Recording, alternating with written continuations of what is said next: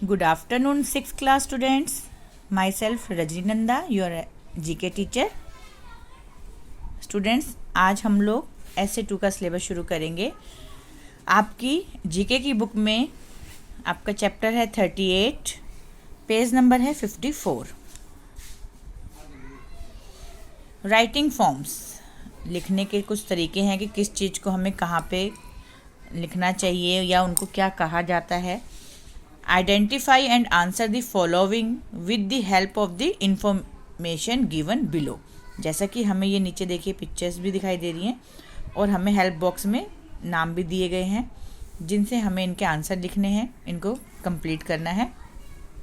First है a day to day written record of event, thoughts, feelings and personal activities.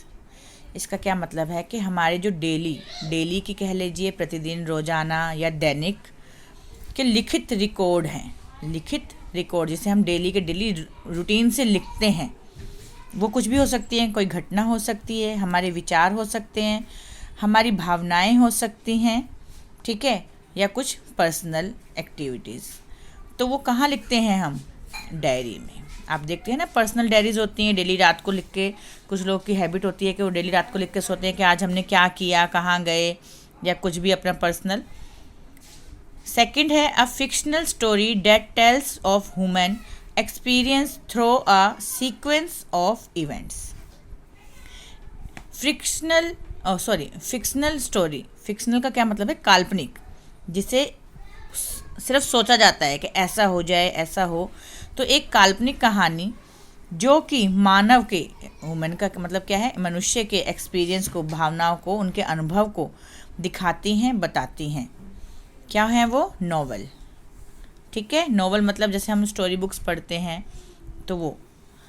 Third है a long detailed account of events of real और legendary heroes. Long detailed account of events मतलब बहुत ही लंबा विवरण है, एक लंबा डिटेल में विस्तृत विवरण है। किसका? देखिए, या तो वो एक वास्तविक हो सकता है, रील का मतलब वास्तविक, और लेजेंडरी का मतलब होता है कि महान नायक, कोई भी हमारे महान नेता कह लीजिए, या हिस्ट्री में जो भी लोग रहे हैं इतिहास के, उन सब का, ठीक है, उनका एक लंबा विस्तृत विवरण हम कहाँ लिखते हैं, किस में लिखते हैं, उसको क्या कहा जाता है? सागा।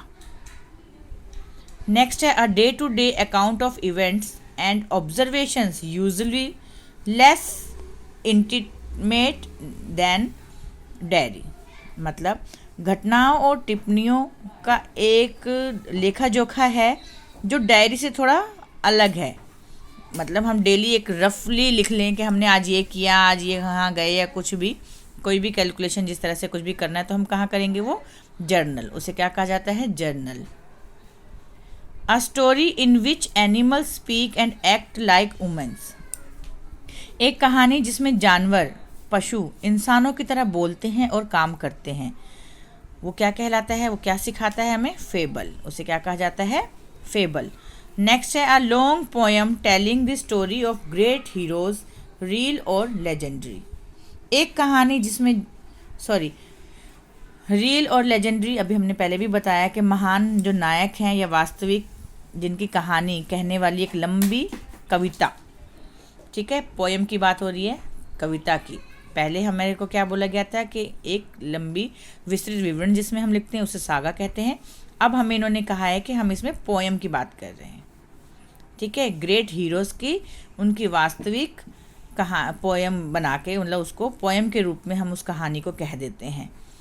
जैसे कि आप हिंदी में पढ़ते हैं ना, कबीर जी के दोहे या तुलसीदास के दोहे, तो इस तरह से किसी की भी कुछ भी कहानी बन जाती है, किसी के ऊपर कुछ वाक्य बना दिए जाते हैं कुछ कहानी राइम के रूप में, तो उसे क्या कहा जाता है? एपिक। नेक्स्ट है a book of map with geographical information. ये तो आप सभी ने SST में पढ़ा ही है कि भौगोलिक जानकारी के लिए जो मानचित्र की एक पुस्तक होती है उसे क्या कहा जाता है? एटलस। नेक्स्ट है a short rhyme for children. बच्चों के लिए एक छोटी सी कविता। That often tells a story, जो अक्सर एक कहानी कहती है, उसे क्या कहा जाता है? Nursery rhyme. ठीक है। जैसे कि आप बचपन से किसी से भी आप किसी को कोई पोएम सुनाना चाहते हैं या कोई बड़ा है, तो बच्चों को उनके मुंह पे चढ़ी रहती है चंदा मामा दूर के, ऐसे जैसे बनाते हैं ट्विंकल ट्विंकल लिटिल स्टार या मछली जल की रानी है। तो ये कुछ अपनी स्टोरी है इनकी कि हाँ ये बचपन से ही पुराने टाइम से चलती आ रही है स्टोरी, हमारे मम्मी पापा ने सुनाई, उनको आती है, दादी को आती है, तो इस तरह से। और इनको हम क्या कहते हैं, नर्सरी राइम। तो ये आपका चैप्टर जीके की बुक में 38 है, जिसे आप अपनी बुक में फिल कर लेंगे और लर्न करेंगे। Okay, thank you.